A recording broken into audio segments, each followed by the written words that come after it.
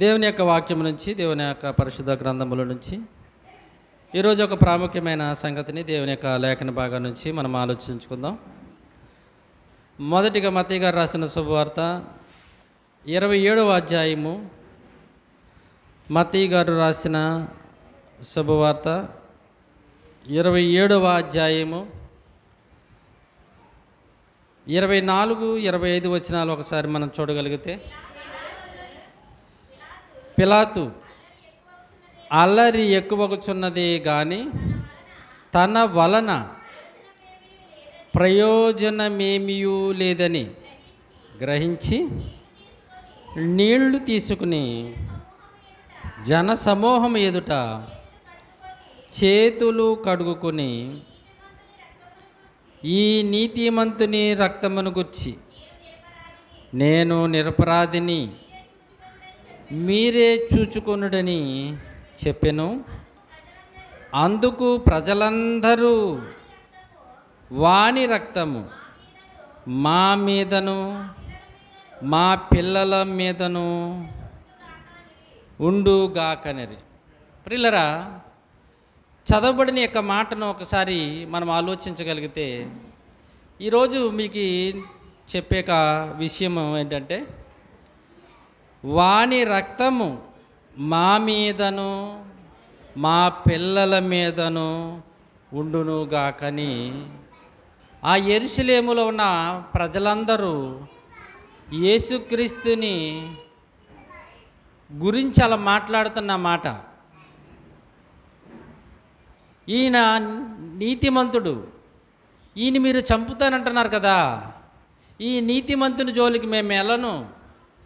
ఈ నీతిమంతుని ఒకవేళ నేను చంపితే ఆయన రక్త అపరాధము, ఆయన రక్తదోషం నా మీదకి వచ్చి నా పిల్లల మీదకి వచ్చి నేను నాశనం అయిపోతానేమో, నేను మాత్రం ఈయన శిక్షణ దించను అని అంటే, వాళ్ళు అంటున్నారు, ఆ యెరూషలేములో ఉన్న ఈ ఇశ్రాయేలీయులు ఏమంటున్నారు తెలుసా? వాని రక్తము మా మీదను మా పిల్లల మీద, ఆ దోషం ఏదో మాకు మా పిల్లలకు వస్తుంది. నిజంగా ఈ మాట మరి అలా ఎలా మాట్లాడేశారు కానీ, ఎంత సింపుల్గా వదిలేశారు కానివ్వండి. రక్త అపరాధం అనేది, రక్త దోషం అనేది ఎంత భయంకరమైనదో బైబిల్లో కొన్ని మాటలు మనం చూద్దాం.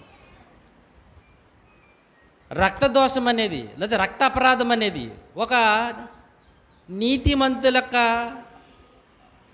ప్రాణంలో, వాళ్ళని చంపటంలో, వారికి శిక్ష విధించడంలో మనము కానీ పాల్గొంటే దాని యొక్క పర్యవసానం అంటే దాని యొక్క ఫలితం అనేది ఎంత భయంకరంగా ఉంటుందో దేవుని వాక్యాన్ని నుంచి మనం నేర్చుకుందాం. ఎందుకంటే దేవుడండి ఈ భూమి మీద బ్రతుకుతున్న మనకి ప్రతి ఒక్క మాటలో ఏదో గుణపాఠం, ఏదో ఒక నేర్పించాలి. ఎందుకంటే మనకు అప్పుడప్పుడు కొన్ని విషయాలు తెలియక 10 మంది వెళ్తున్నారు కదండి, వాళ్ళ మనం వెళ్ళి ఆ నీతిమంతుడు అనీతిమంతుడు తెలియకుండా వాడి మీద మనం కూడా నేరాలు దోషాలు చేస్తాం. కానీ ఇక్కడ ఒక అన్యుడు పిలాతు, ఒక అన్యుడు, ఆయన క్రైస్తవుడేం కాదు, యూదుడేం కాదు, ఇశ్రాయేలుడు ఏమీ కాదు. కానీ ఆ యేసుక్రీస్తు ప్రభు గురించి ఆయన అన్న మాట, ఈ నీతిమంతుని రక్తమును గురించి నేను, ఈయన మాటల్లో కానీ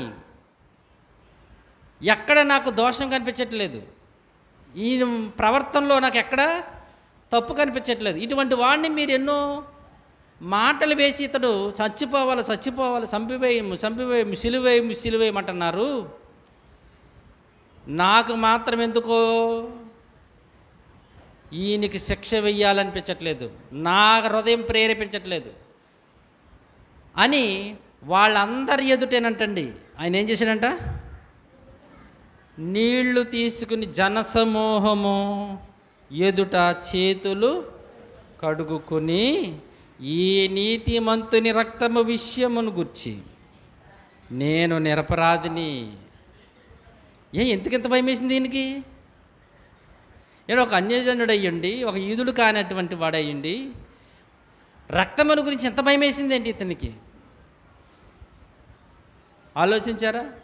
కానీ ఇశ్రాయేలీయులైన ఈ ప్రజలు వాళ్ళకంటే ముందు చరిత్రలో చాలా సందర్భాలు చూశారు రక్తం గురించి. రక్త దోషం ఎలా ఉంటుందో, రక్తాపరాధం ఎలా ఉంటుందో, రక్తమును గురించి దేవుడు ఎటువంటి శిక్షలు ఇస్తాడో తెలిసి కూడా వీళ్ళు అంటున్నారు, వాని రక్తము మా మీదను మా పిల్లల మీదను అదేమైనా ఆశీర్వాదాలా ఉండడానికి, ఏమైనా దీవెనలా ఉండడానికి ఏంటి? సాక్షాత్తు యేసుక్రీస్తు వారి యొక్క రక్త దోషము మా మీద నెక్స్ట్ జనరేషన్ మా పిల్లల మీద ఉండును కాక. అంటే వీళ్ళు ఏమనుకున్నారంటే, మేము చంపేస్తుంది నీ దుర్మార్గుండే చంపుతున్నాం, మేము చంపేసేది నేరస్తుండే చంపుతున్నాం, నీతిమంతుని కాదనుకుంటున్నారు వీళ్ళు.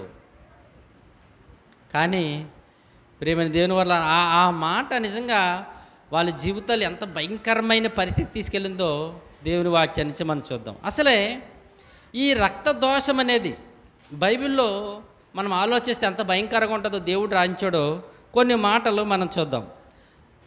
కీర్తనల గ్రంథము 51వ అధ్యాయము, కీర్తనల గ్రంథము ఒకసారి చూద్దాం. రక్తాపరాధం, రక్త దోషం అనేది ఎంత భయంకరమైనదో ఒకసారి మనం చూస్తే నిజంగా ధర్మశాస్త్రాన్ని ఎరిగిన వీళ్ళే, ఎవయ్య నువ్వు చంపితే చంపు మాకు తెలియదు అంటాం మానేసి, నువ్వు చంపినా చంపాపు అని అతను నీతిమంతుడిని ఒప్పుకున్న మేము మాత్రం వాడి యొక్క రక్తం యొక్క దోషం అపరాధం మా మీద మా పిల్లలు కాకుండా కానీ కేకలు పెట్టి చెప్పారు వాళ్ళు. ఒకసారి మనం చూస్తుంటే రక్తాపరాధం అనే దోషం అనేది ఎంత భయంకరంగా ఒక్కసారి మనం చూస్తుంటే 51:14 దేవా నా రక్షణకర్తవగు దేవా, రక్త అపరాధము నుండి నన్ను విడిపింపుము. ఉండండి, జాగ్రత్తగా ఆలోచించండి, ఆగండి ఒకసారి. ఇక్కడ దావీదు గారు అంటున్నారు రక్త అపరాధము నుండి. అదేంటిది? ఇతని మీద ఒక రక్తమును గురించి అపరాధము దోషము ఆరోపింపబడింది. ఇతడు ఒక రక్తము గురించి దోషి అయ్యాడు. ఆ దోషం నుంచి నన్ను విడిపించవా? ఒక ఆయన్ని నేను అనవసరంగా చంపేశాను ప్రభా, చంపించేశాను ప్రభా. ఆ చంపించేసిన యొక్క దోషము నా మీద ఏమైపోయింది? మోపబడింది గనుక దయచేసి నన్ను క్షమించమన్నాడు. అసలు ఇంతకు ఎక్కడ రాస్తున్నాడు ఒకసారి మీరు చూస్తే 51వ అధ్యాయం మొదటి వచనం చూడండి. పై వచనం, మొదటి కంటే పై వచనం, అదే మొదటి వచనం కంటే పైన ఉంటుంది చూడండి. ప్రధాన యాజకునికి దావీదు బెత్షెబ యొద్దకు వెళ్ళిన తర్వాత నాతాను ప్రవక్త అతని యొద్దకు వచ్చినప్పుడు అతడు రచించిన కీర్తన. చూసారా ఆ మాట? 51వ కీర్తన మొదటి వచనం కంటే పైన ఉన్న మాటలు ఎప్పుడు రాశాడంటే ఇది ఈ బెత్షెబ గారి యొక్క భర్తను చంపించేశాడు. చాలా సందర్భాల్లో దాసులు మేము చెప్తాం. ఆ సందర్భం అతడేమో యుద్ధంలో ఉన్నాడు. బెత్షెబ యొక్క భర్త యుద్ధంలో ఉన్నప్పుడు ఆమె స్నానం చేస్తుండగా చూసి ఆమెను మోహించి ఆమె కావాలని కోరుకుని ఆమెతో పాపం చేసి, చూడండి ఎంత అలా చేశాడో ఒకసారి చూడండి. దావీదు గారు ఆ స్త్రీని మోహించి మరలా ఆమెను రప్పించి ఆమెతో పాపం చేసి ఆ పాపమును పోగొట్టుకోవాలని తన భర్తను రప్పించి ఎక్కడి నుంచి? యుద్ధంలో నుంచి. అతడు తన ఇంటికి వెళ్ళినప్పుడు ఇతడు ఏం చేశాడంటే, ఇతడు ఉండటం వల్ల నాకు చాలా ఇబ్బంది అని చివరికి దావీదు ఏం చేశాడు తెలుసండి? తన భర్తతోనే లెటర్ రాయించి తన భర్తతో పంపించాడండి. ఏమని? నేను ఇతను లెటర్ పంపుతున్నాను, తన భర్తతో లెటర్ పంపుతున్నాడు, బెత్షెబ గారి భర్తతో. ఏమన్నా తెలుసా? ఈ లెటర్ తీసుకొచ్చి నీకు ఇస్తారు కదా, వీడిని ఎక్కడైతే భయంకరమైన యుద్ధం జరుగుతుంది యుద్ధంలో ముందుకు పెట్టేయండి, చంపించేయండి అని. తెలుసా మీకు? పాపం ఉరియా, ఈయనకి ఏమి తెలియక ఈ బెత్షెబ గారి భర్త ఉరియా ఆ రాజుగారి లెటర్ ఎవరు చూడకూడదు, ఎవరు ముద్ర వేసేస్తారు, తీయకూడదు. ఆ లెటర్ అట్టుకెళ్ళి ఆ సైన్యాధిపతికి ఇవ్వగానే చూసి, ఓర్పిచ్చోడ నీ మరణం వార్త నువ్వే తెచ్చుకున్నావు అనుకున్నాడేమో.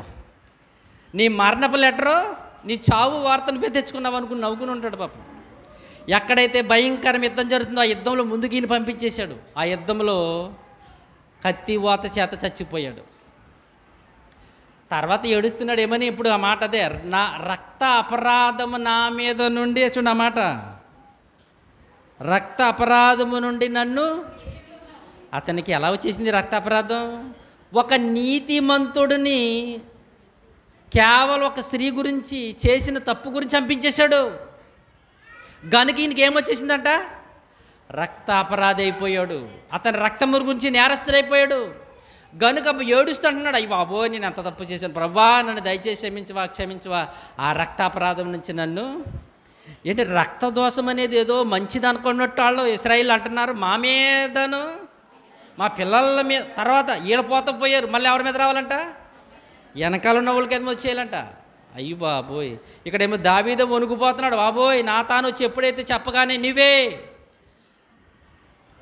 చంపించేసింది నీవేనయ్యా ఉరియని అనగానే గజ గజ వణుకుపోతూ, దేవా ఎంత ఘోర పాపం చేశానయ్యా, ఆ రక్త అపరాధం నుంచి నన్ను విడిపించి అంటున్నాడు.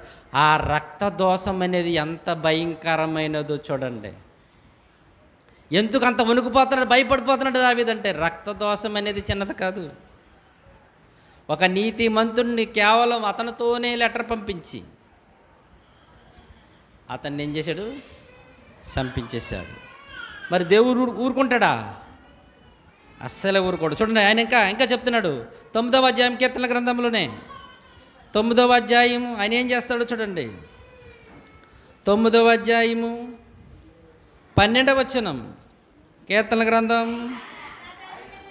ఆయన రక్త అపరాధమును గూర్చి విచారణ చేయనప్పుడు బాధపడు వారిని జ్ఞాపకము చేసుకును. ఏం చేస్తాడంటే ఆయన? రక్త అపరాధమును గూర్చి ఏం చేస్తాడు ఆయన? విచారణ. తెలుసా మీకు? ఎవరైతే నీతివంతముగా, యథార్థముగా, న్యాయముగా దేవుని కోసం చనిపోతారో, యథార్థంగా తమ ప్రాణాలు పోగొట్టుకుంటారో వారిని గురించంట దేవుడు ఏం చేస్తాడంటే విచారణ చేస్తాడంట. ఒకవేళ చచ్చిపోయినా, వాళ్ళ గురించి ఎవరు కంప్లైంట్ ఇవ్వకపోయినా, వాళ్ళ గురించి చట్టాలు జరగకపోయినా, వాళ్ళ గురించి పట్టించుకోకపోయినా దేవుడు మాత్రం ఊరుకోడంటుండోయ్. మనం ఏం చేస్తాం? చచ్చిపోయారు, ఒకటి ఎవరినో చంపేశారు, వాడి మీద ఎవరి అయినా సాక్ష్యం చెప్పి కేసు పెట్టి కోర్టులో అయితే శిక్ష వేస్తారు. కానీ దేవుడు చూడండి, వాడి పక్కన ఎవరు లేకపోయినానంట, వాడి గురించి ఎవరు పట్టించుకోకపోయినా, ఒక నీతిమంతుడిని, ఒక న్యాయవంతుడిని, యథార్థవంతుడిని, ఒక పేదవాడిని, ధనవంతుడైనా గొప్పవాడైనా అన్యాయం చేత వాడిని చంపించేశాడు అనుకోండి, ఆయన రక్త అపరాధమును గూర్చి విచారణ చేయనప్పుడు బాధపడచబడు వారిని, ఎవరైతే బాధపడి, ఎవరైతే వేదన పొంది, ఎవరైతే చంపబడ్డారో వాళ్ళ రక్తమును గురించి ఏం చేస్తారంట? ఎవరైనా కంప్లైంట్ ఇస్తారు దేవుడికి, ప్రభా వాళ్ళని పలానా ఆయన చంపేశారు, మరి ఇప్పుడైతే వెళ్ళి పోలీస్ స్టేషన్లు పెడతారు. పోలీస్ స్టేషన్కి వెళ్ళి అలా పలానా ఆయన చంపేసి నేను చూశానండి అనగానే అప్పుడు కేసు నమోదు చేసి అది కోర్టులకు పంపిస్తారు. కానీ దేవుడు ఎవరైతే నీతివంతముగా, యథార్థముగా,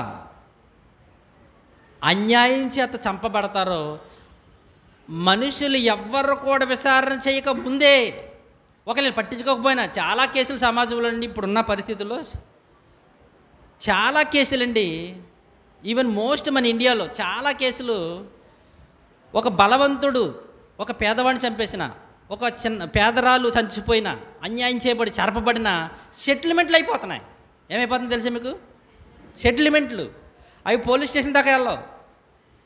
ఆ పేదవాడనో, ఆ దరిద్రుడనో, తక్కువ కులమాడనో, ఈ డబ్బున్న వాళ్ళు ఏం చేస్తున్నారు? మధ్యదారులు 4 డబ్బులు పెట్టేసి, అవసరమైతే అబద్ధ సాక్ష్యం పురమాయించి వాటిని తారుమారు చేస్తున్నారు. కానీ మరి దేవుడికి ఎవరికి లంచం పెడతారండి? బైబిల్లో మాట ఉంటుంది, దేవుడు లంచము తీసుకోడట. ఏంటి ఇప్పుడు దేవుడు మనుషుల్ని అయితే ధనంతో కొనేస్తున్నారు, మనుషుల్ని అయితే బెదిరించి వాళ్ళని తారుమారు చేస్తున్నారు. కానీ దేవుడండి, మీరు జాగ్రత్తగా గమనించాలి. అంటే దేవుడు దగ్గర నుంచి ఎవ్వరు కూడా తప్పించుకోలేరండి, ఎవ్వరు కూడా తప్పించుకోలేరు. గనుకనే దేవుని పిల్లలుగా మనం ప్రతి విషయంలో చాలా జాగ్రత్తగా ఉండాలి. ఒక 10 మంది ఏదో ఎవరినో కొట్టేస్తున్నారని కూడా మనం దూరిపోకూడదు మధ్యలో వెళ్ళి. వాడు ఏంటి కేటగిరీ ఏంటి, వాడు ఏంటి మంచోడా చెడ్డోడా దేనికని మనం ఆలోచించి వెళ్ళాలి. ఆ 10 మంది ఉన్నారు కదా మనం పరిగెత్తుకుని వెళ్ళిపోనుకోండి, వాడి రక్త అపరాధం ఏమైపోద్ది ఒకవేళ అటు చస్తే అని అంటున్నాడు. రక్త అపరాధం, ఆయన రక్త అపరాధము, దేవుడు రక్త అపరాధమును గురించి విచారణ చేయునప్పుడు విచారణ చేస్తాడంట. వీడు ఎలా చచ్చిపోయాడు, ఎవరు చంపారు, దీంట్లో పాత్రదారులు సూత్రధారులు ఎవరు. ఇక్కడైతే కొంతమందిలో వదిలేస్తారు లోక చట్టాల్లో, కానీ దేవుడు ఈవెన్ బట్టల కాపలా ఉన్నామని కూడా వదలటం. ఎవరు ఆ చంపేసిన కత్తులు దగ్గరెట్టుకున్నాడని కాపలా ఉన్నాడు, ఆడు ఏం చంపలేదు, అసలు వెళ్ళలేదు వాళ్ళు కూడా, ఆ కత్తులు దాచాడు అంతే. లేదా బట్టలు ఎవరైతే చంపుతాకెళ్ళారో వాళ్ళు బట్టలు జాగ్రత్త పెట్టాడు, డబ్బులు జాగ్రత్త పెట్టాడు, వాడిని కూడా విచారణలోకి తీసుకొస్తాడంట. సౌలు గారి విషయంలో తెలుసు కదా మీకు. సౌలు గారి విషయంలో పౌలుగా మారకముందు ఆయన అంటున్నాడు, ఆయన చావుకి చూడండి ఆ మాట, అపోస్తల కార్యములు, ఆయన చావుకి సమ్మతించిన వారిలో 7వ అధ్యాయము, అపోస్తల కార్యములు 7వ అధ్యాయం 60వ వచనం, అతడు మోకాళ్ళుని ప్రభువా వారి మీద ఈ పాపము మోపకమని గొప్ప శబ్దముతో పలికెను. ఈ మాట పలికి నిద్రించెను. సౌలు అతని సావునకు సమ్మతించెను. ఇంకొక దగ్గర ఉంటుంది, ఆ చంపిన వాళ్ళ యొక్క బట్టలు వస్త్రాలు ఈయన దగ్గర పెట్టారట. అమ్మా ఎన్న వచ్చును. ఒకసారి మరొక ఇదే అపోస్తల కార్యంలో ఎన్న వచ్చినామండి, ఇదే అపోస్తల కార్యములో 2వ సందర్భంలో చెప్తాడు, అతని యొక్క రక్తాన్ని చిందించినప్పుడు అంటండి, ఆ బట్టలకి కావలు ఉండడానికి నేను పాత్రునయ్యానని ఈయన చెప్పుకుంటాడండి. ఈయన చెప్పుకుంటాడు బాధపడుతూ, అయ్యో అతని రక్తం గురించి నేను దోషిని, నేను అపరాధిని. 22వ అధ్యాయం అపోస్తల కార్యములు, 22వ అధ్యాయం అపోస్తల కార్యములు చూడండి నేను చక్కమంటున్నాడు ఆ మాట. మరియు నీ సాక్షి అయిన స్తెఫను రక్తము చిందింపబడినప్పుడు నేను కూడా దగ్గర నిలిచేందుకు సమ్మతించి అతన్ని చంపిన వారి వస్త్రములకు కావలి ఉంటునని. చూసారా, ఇతడు వెళ్ళలేదు చంపడానికి, ఇతడేం రాయేయలేదు. ఎలా చంపారు స్తెఫను గారిని తెలుసు కదండి. స్తెఫను గారిని ఎలా చంపారమ్మా, రాళ్ళ రువ్వి కొట్టి చంపారు. ఇతని సౌలు గారు మాత్రం ఏమి వెళ్ళలేదు, రాళ్ళు రుయ్యలేదు. ఏం చేశాడంట, చంపిన వారి వస్త్రములకు కావలియుంటిని. స్తెఫను రక్తము చిందింపబడినప్పుడు నేను కూడా దగ్గర. ఇతడు రాయేయలేదు, కానీ మీరు వెళ్ళి చంపేయండి రాబాయ్, మీ బట్టలు రత్నం ఆడుకొని మీ బట్టలన్నీ నా దగ్గర పెట్టండి అని వాళ్ళు పై వస్త్రాలన్నీ ఏం చేశాడు. ఈ మాట మీకు ఎందుకు చెప్తున్నానంటే, మనం వెళ్ళి రాయేయక్కర్లేదు, మనము సలహా ఇచ్చినా దానికి ఏమవుతాం, మనం ఆ దోషానికి ఆ పాపానికి, ఆ రక్త అపరాధానికి మనం కూడా పాత్రలమైపోతాం. ఇతడు ఏమీ రాయేయలేదు, కానీ ఇతడంట చంపిన వారి వస్త్రములకు కావలి ఉన్నాడంట. అందుకే నేను అతని సావునకు సమ్మతించాను అంటే ఒప్పుకున్నాడు, చంపేయండి అన్నాడు అంతే. మీకు అతనేమి రాయేయలేదు. ఇప్పుడు పిలాతు గారు ఎందుకు గజగజ వణికిపోతున్నాడు, ఆయన ఏం చంపుతాడా, కొరడాలు కొడతాడా, సిలివేస్తాడా? చంపేయండి అంటే సరిపోద్ది. ఆ పిలాతు కూడా యేసుక్రీస్తు యొక్క రక్త అపరాధిగా పద్ధతి కనుక ఏమన్నాడు, అమ్మో నాకు ఆయన రక్తమును గురించి నేను నిరపరాధిని చేతులు కడుక్కున్నాడు. అంటే ఒక మాట అంటే చాలు, అతను ఏం చంపక్కర్లేదు, అతను ఏం వెళ్ళి రాయక్కర్లేదు, కొరడయ్య కొట్టక్కర్లేదు. మాట అంటే ఆ మాట వలన అతడు చచ్చిపోతే ఆ దోషం ఏమైపోతుంది అంటే ఎంత జాగ్రత్తగా ఉండాలో చూడండి. ఒక నిరపరాధిని శిక్ష విధించటంలో కానీ, ఒక నిరపరాధిని చంపటంలో కానీ ఎంత జాగ్రత్తగా ఉండాలో చూడండి. మాట, అతని మాటకు సమ్మతించాను. అతని చావుకి ఏం చేశాడంట? సమ్మతించాను.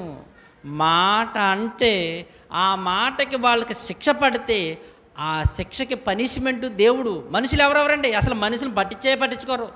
నువ్వు చూసావా, నువ్వు ఉన్నావా అక్కడ అంతే. కానీ దేవుడు అంటండి, రక్త అపరాధమును గూర్చి విచారణ చేయనప్పుడు మొత్తం టోటల్ నెట్వర్క్ అంతా ఎవరెవరు ఒప్పుకున్నారు, ఎవరెవరు సీక్రెట్గా చెప్పారు, ఎవరెవరు సీక్రెట్గా చెప్పారు, రాత్రి ఇచ్చారు, ఫోన్ చేశారు అతని సావుకి, మొత్తం వాళ్ళందరిని విచారణ చేసి ఇప్పుడు ఏం చేస్తాడంటే ఆయన, చూద్దాం మరలా కీర్తనల గ్రంథం ఏం చేస్తాడంటే ఆయన 55వ అధ్యాయం, కీర్తనల గ్రంథం 55వ అధ్యాయము 23వ వచనం. దేవా, నాశన కోపంలో నీవు వారిని పడవేయదు, రక్త అపరాధులను వంచకులను సకము కాలమైనను బ్రతుకు. రబ్బో, ఏమవుతుందంట? రక్తాపరాధులు ఏమవుతారు తెలుసా? సకము కాలమైన వారికి దీర్ఘాయు ఉండదు, హాఫ్ ఆయుష్ కాలమే. అందుకనే వణికిపోతున్నాడు ఎవరు? రక్తాపరాధం గురించి భయపడిపోతుంది ఎవరు? దావీదు. దేవా, ఆ రక్తాపరాధమును గురించి నన్ను అమ్మో విడిపించు నాయనా అని బాధే పడిపోతున్నాడు, ఏడుస్తున్నాడు. ఎంత తప్పు చేశాను నాయన, ఎంత నిరపరాధి రక్తాన్ని చంపడానికి చేతులారా నేను లెటర్ రాసి అతనికే చంపించేశానని భయపడిపోతున్నాడు. ఎందుకో తెలుసా? రక్త అపరాధులు సకము కాలమైనను బ్రతుకరు, సకంలోనే పోతారు. ఎవరు? రక్తాపరాధులు వంచకులు. నేను ఇప్పుడు మాట్లాడుతున్న రక్తాపరాధం గురించి. అంటే వాళ్ళకున్న ఆయుష్కాలంలో ఏమైపోతున్నారు? ఈ రక్తాపరాధం దోషం వలన సకంలోనే పోతున్నారు, సకంలోనే ఆయుష్ వారు అనుభవించకుండా, జీవితాన్ని అనుభవించకుండా వెళ్ళిపోతారని ఇదే ఎవరైనా రాసింది? ఎవరు? దావీదు గారు అంటున్నారండి, రక్తాపరాధులను సకము కాలమైనను బ్రతుకురు. వారి జీవితం వెళ్ళిపోద్ది. ఎందుకంటే అందుకు భయపడిపోవాలి. అమ్మో, ఒకవేళ పొరపాటున మనం సహకరించిన నిర్భయముగా ధైర్యముగా ఉన్నామా మనం పోతాం. కనుకనే మన అపరాధాలు దోషాలు అందుకే ఏమన్నాడు ఆయన? ఒప్పుకోండి. ఒకవేళ మీకు తెలియకుండా ఒకవేళ ఎవరైనా చావునకు, ఎవరైనా నష్టానికి, ఆపదకి మీరు సహకరించేస్తే, మీరు మాట ఇచ్చేసారనుకోండి, వాడికి శిక్ష పడిపోతే ఏమైపోతుంది? తర్వాత మీకు శిక్ష మాత్రం తప్పదు. ఆ యొక్క పరిస్థితి ఎరిగిన దావీదు, దేవా, ఆ రక్త అపరాధము నుంచి నన్ను విడిపించని ప్రాధేయపడుతున్నాడు, ఏడుస్తున్నాడు, కన్నీరు కారుస్తున్నాడు. ఆ ప్రార్థన 51వ కీర్తనంతా చదివితేనండి ఎంత నలిగిపోయాడో తెలుసా, ఎంత కృములిపోయాడో తెలుసా, ఎంత వేదన చెందాడో తెలుసా. అలాగే సౌలు గారు కూడానండి ఎంత వేదన పడ్డాడో తెలుసా. ఎవరి గురించి?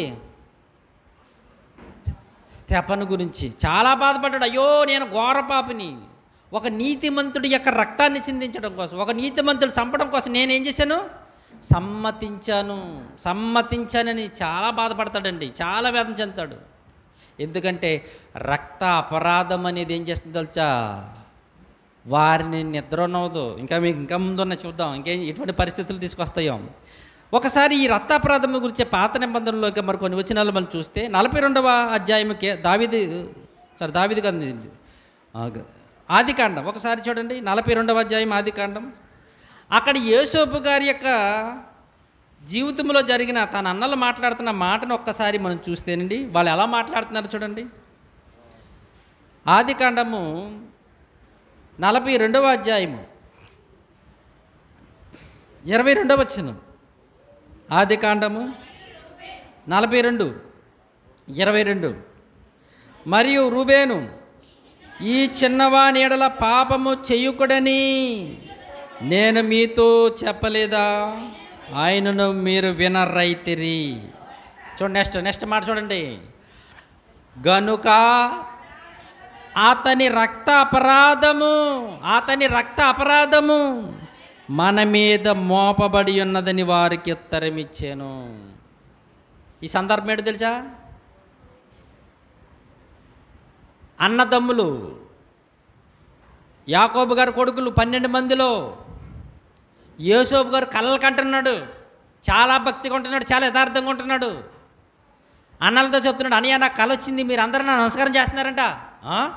ఊరి బుడ్డాగా, నీకు మేము నమస్కారం చేస్తున్నామా?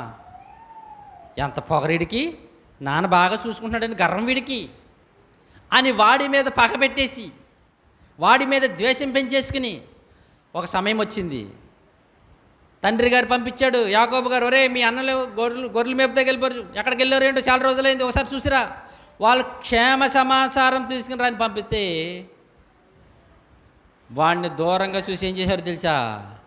వాడు ఉంటుందండి, ఎంతో మొరపెట్టుకున్నాడంటండి, చాలా ఏడ్చాడంట, అన్నలారా నన్ను దయచేసి అమ్మకండి అని. అంటే వాడు వస్త్రాన్ని లాగేసి గోతులు పడేసి బట్టలు లేకుండా ఆ వస్త్రాన్ని ఒక గొర్రె పిల్ల చంపి రక్తంలో ముంచి, ఇదిగో నీ కొడుకు చచ్చిపోయాడని తీసుకెళ్ళి యాకోబు గారికి చూపించారు. ఇతను ఏం చేశారు?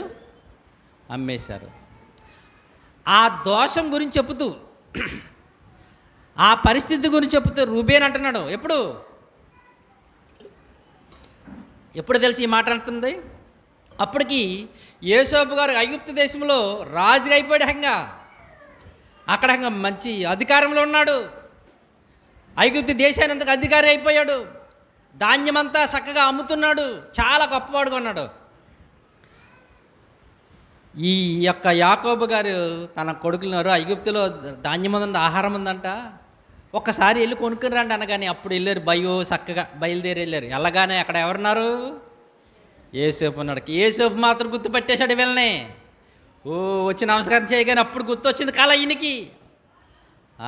నేను ఎప్పుడూ 15 సంవత్సరం నాకు సరిగ్గా గుర్తులేదు, అప్పుడు కలగన్నాను. మా అన్నలు నాకు నమస్కారం, ఎంత కాలం తర్వాత నెరవేరింది కల. అప్పుడు ఆయనకి 30 సంవత్సరాలు పైబడే, 30 సంవత్సరాలు పైబడి ఉన్నాయి. ఎందుకంటే 7 సంవత్సరాలు బాగా పంట పండింది. అంటే 37 సంవత్సరాలు 40 సంవత్సరాల దగ్గరకు వచ్చినాయేమో. అంటే 37 సంవత్సరాలు పైబడిన తర్వాత ఎప్పుడు 17 సంవత్సరాల తర్వాత ముందు కన్నా కళ ఎప్పుడు నెరవేరింది తెలుసా? 37 సంవత్సరాల తర్వాత అన్నలు వచ్చి నమస్కారం చేస్తున్నారు ఆయనకి. రాజుగారు మాకు ధాన్యం కావాలండి అని వెంటనే కళ జ్ఞాపం చేసుకున్నాడు.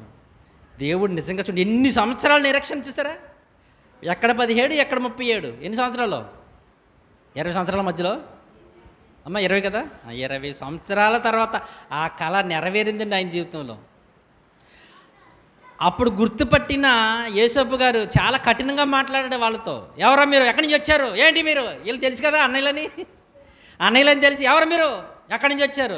ప్రభు మేమేంటి కానాన్ దేశం నుంచి వచ్చామండి, మా నాన్న యాకోబు అండి, మేము 12 మంది అండి, మా ఒక తమ్ముడు చచ్చిపోయాడు అంటున్నారు. ఈయన గురించే, యోసేపు గురించి అంటున్నారు, మా తమ్ముడు చచ్చిపోయాడు అంటున్నారు. ఓ రామాయికులారు, ఇక్కడ రాజుని, ఇక్కడ ఎవరు?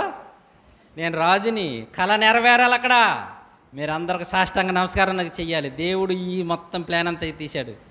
ఆ సందర్భంలో అంటున్నాడు ఈ రూబేను, మీరు అనవసరం మన తమ్ముడైన యోసేపుని అనవసరం మీరు ఏం చేశారు?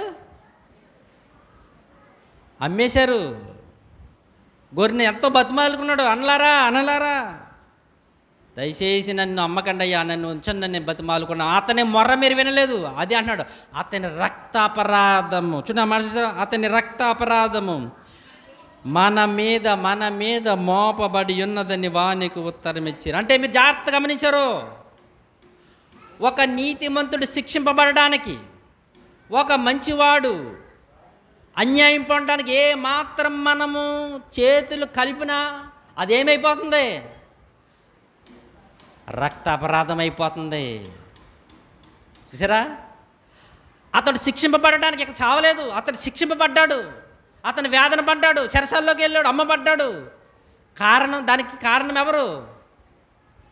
వాళ్ళ అన్నలు అతడు బ్రతిమలాడుకున్న వేదన, నన్ను ఏం చేయకుండా, నన్ను అమ్మకండి ప్లీజ్ అని బ్రతిమలాడుకున్న అతను మొర్ర పెట్టుకున్నారు, అతను మొర్ర మాత్రం వీళ్ళు వినలేదు. గనుక అతను అన్న మాట చూడండి, అతని రక్త అపరాధము మన మీద మోపబడింది. అన్యాయంగా అతను నమ్మేసాం, అన్యాయంగా మనం అతను గొర్రె నమ్మినట్టు నమ్మేసాం, అన్యాయంగా అతను మనం బాధ పెట్టేసాం. ఆ బాధ ఏమైపోయిందండి, అతని రక్త అపరాధం ఏమైపోయిందో తెలుసా? ఇప్పుడు మనకి భయంకరమైన శిక్ష, మనల్ని ఏమో ఈయన జైల్లో పడేశాడు, సరసాల్లో వేసేసాడు. వీళ్ళు ఎవరెళ్ళో ఎంక్వైరీ చేయండి, వీళ్ళు చాలా కఠినంగా వేగులు వారు వీళ్ళు అని చాలా కఠినంగా మాట్లాడేటప్పటికి అప్పుడు అంటున్నారు, మన తమ్ముడు యొక్క రక్త అపరాధం మన మీద ఏమైపోయింది, మోపబడింది కనుక మనకి పరిస్థితి అంటున్నారు.